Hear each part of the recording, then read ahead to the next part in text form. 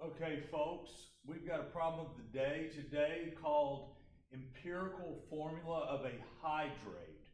So as we've been learning, a lot of our ionic compounds will occur typically in a hydrated form in nature, even when it is a solid. We tend to think of something that's hydrated or had water added to be inherently an aqueous solution, looking like a liquid, but in reality, many ionic compounds in a solid form, if they are hydrated, they are in a solid that is a network, is a lattice of water and ionic compound ions. So in the case of iron 3 nitrate, we have a very typical common ionic compound that will typically be in a hydrate form. If you're buying it from a lab and you're wanting 500 grams or what have you, you can have, of course, an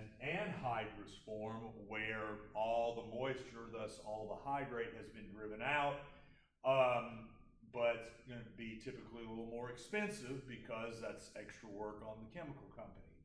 So let's say that we had a sample of iron 3 nitrate, and we didn't know what hydrated form it was. As we know from our recent discussions that when compounds are written as hydrates, you'll have on a compound and then a dot, and then it's monohydrate, dihydrate, trihydrate, tetra, penta, hexa, hepta, octa, nona, deca. So basically saying that for every ionic compound unit, there's 1, 2, 3, 4, 5, and so on, water units that it is bound to in this crystalline structure.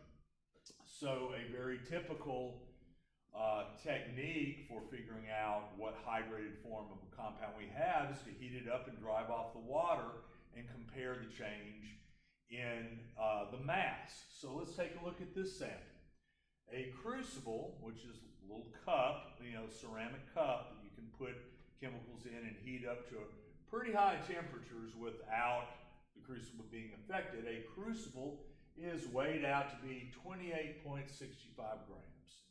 So a sample of some hydrate of iron 3 nitrate is added, and for a total weight of crucible plus sample to be 37.98 grams. In other words, that's the weight of the crucible after we've dropped in a few grams of iron 3 nitrate.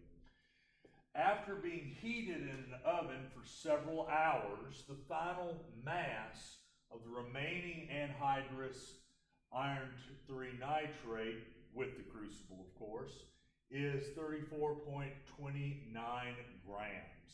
So our problem for the day is, based on this change in sample plus crucible from an initial mass of 37.98 grams to a final mass after heating of 34.29 grams, what is the actual formula and name for the hydrated iron 3 nitrate sample that we started out with? We're going to make an assumption that we heated up this sample long enough and hot enough to where we drove out almost all of the water molecules, maybe not 100%, but close enough to where we can get a reasonable idea of whether this is a mono, di, tri, tetra, penta, hexa, hepta, octa, nona, or decahydrate form. So you of course need to show your mass, and show your math,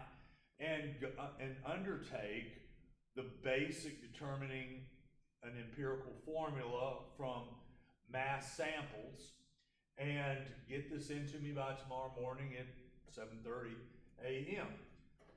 And last but not least, please make sure to take care that you're identifying what the numbers, what the values actually mean, and don't forget to not just go through the math, but actually write the final formula and the name of the hydrate form of iron 3 nitrate in this particular problem.